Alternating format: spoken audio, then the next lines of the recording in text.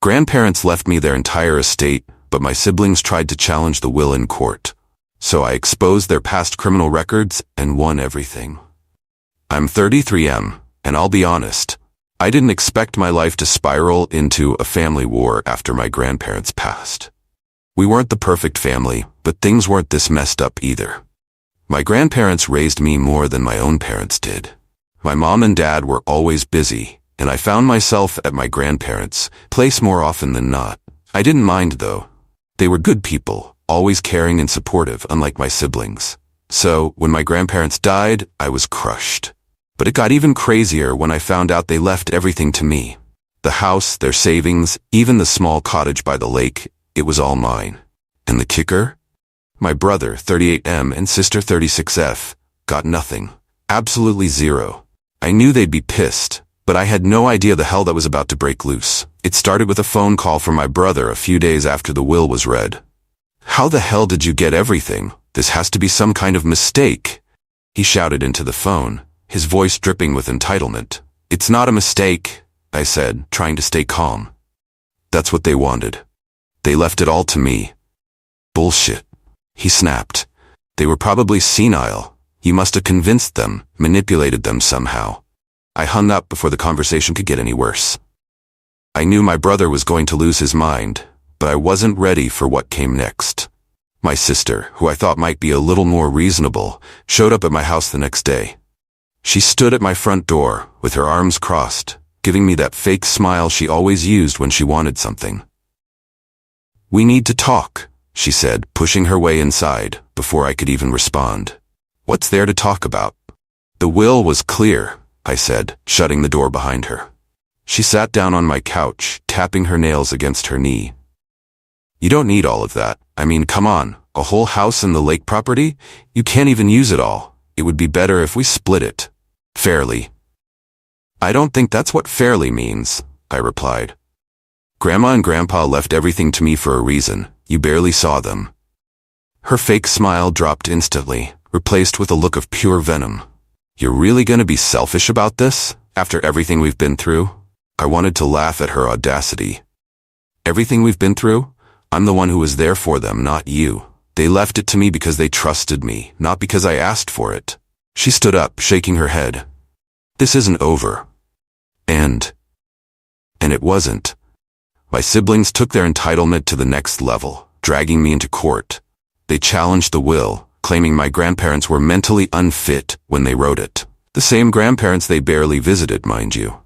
The same ones they ignored unless they needed money. Their argument?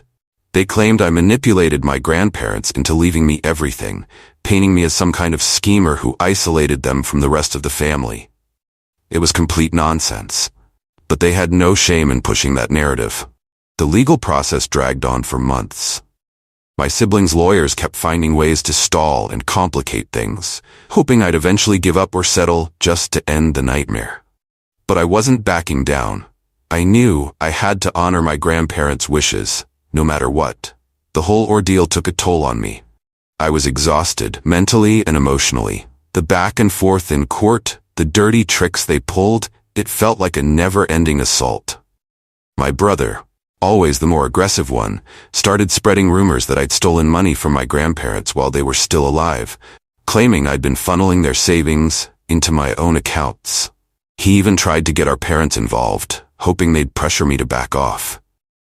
"Why can't you just settle this?" my mom pleaded during one of her calls. "This is tearing the family apart. You can share some of it with your siblings, can't you?" "It's not about sharing, Mom. It's about what Grandma and Grandpa wanted. They left everything to me for a reason. They knew my brother and sister would waste it." "You're all family. Family should stick together." I was getting tired of hearing that. Families should respect each other's decisions, but they don't. They're trying to manipulate the situation because they're mad they didn't get a cut. The turning point came during a court hearing.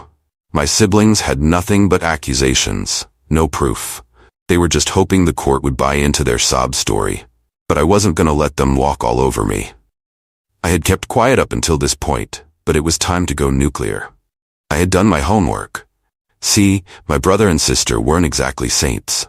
They'd both been in legal trouble before, stuff they'd kept hidden from the rest of the family. My brother had a record for fraud, nothing major but enough to raise eyebrows. And my sister?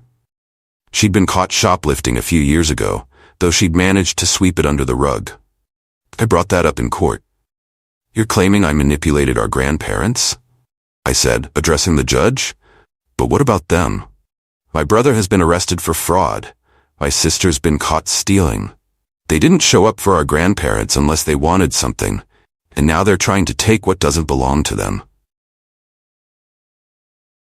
The courtroom went silent. My siblings looked like they'd been slapped. I could see the rage building in my brother's face, but he couldn't do anything about it. The truth was out now. My lawyer backed me up, presenting the evidence we'd gathered. The judge wasn't impressed by my siblings' baseless claims. In the end, the court ruled in my favor. My grandparents' will stood as written, and I was granted full control of the estate.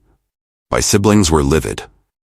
My brother stormed out of the courtroom without a word, and my sister, who had been quiet through most of the hearing, just glared at me before following him out.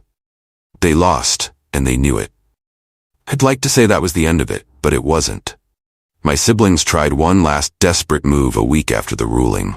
My brother called me, trying to sound calm and reasonable, which wasn't like him at all.